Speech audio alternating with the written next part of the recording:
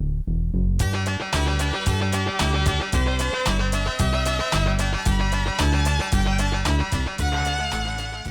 Rob Ward, and welcome to A Word on Westerns. We're today going to be talking about the Wild Bunch, but before we do that, we're going to honor a veteran of the business, somebody who just passed away and was one of the last of the big stars of the 30s. He was a giant star for a man of small stature. His name was Mickey Rooney, and our speaker right now is Rupert Hitzig, who directed Mickey in a Western. He made more Westerns than just Out West with the Hardys, and Rupert's going to tell us about that. Rupert Hitzig.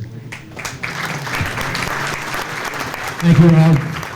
Welcome, everybody. I call this little story Shootout at Old Guy's Corral.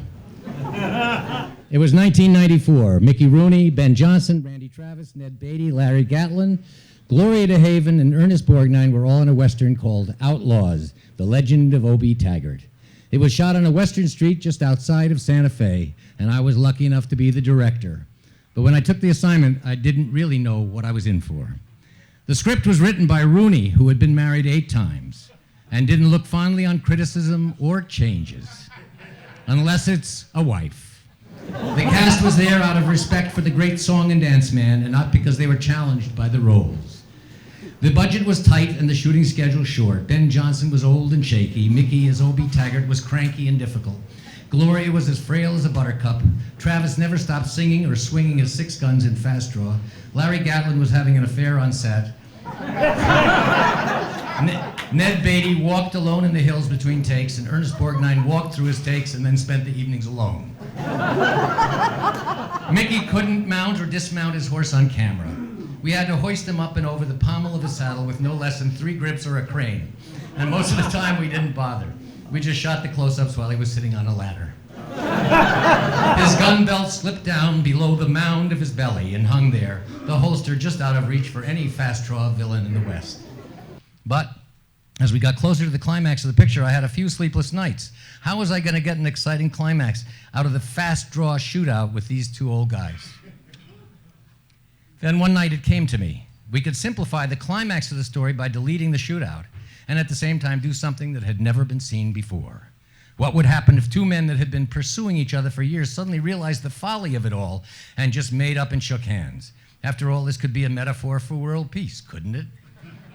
But would Mickey tolerate someone else's input on the script? So a week before the shootout, I took Mickey and Ben to dinner and started slowly. When I explained the idea, Rooney predictably fumed, but Ben, in his stoic calm, told him, "For Christ's sake, Mickey, listen to the director. Calm down, let's think this through. We might even make Western history, for God's sake." By the time the dinner ended, the new peaceful ending had become Mickey's idea,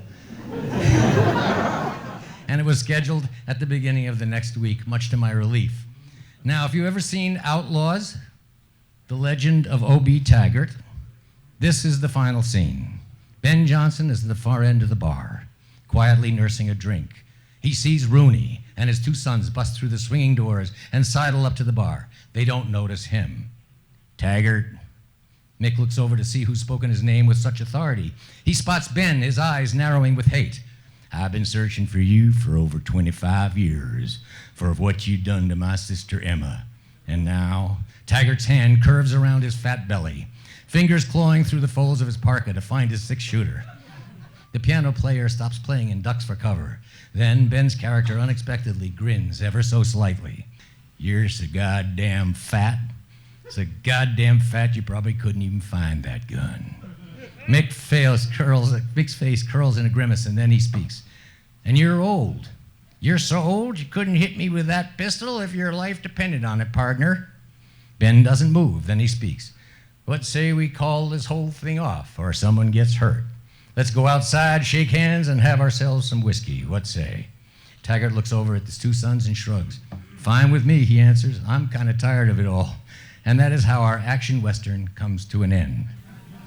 Directing Ben and Mick was an experience and an honor, and I will never forget either of them. The gentle but always tough cowboy, Ben Johnson, died a year after the picture wrapped. Mick just left us at 93, and after the movie, never got on a horse again.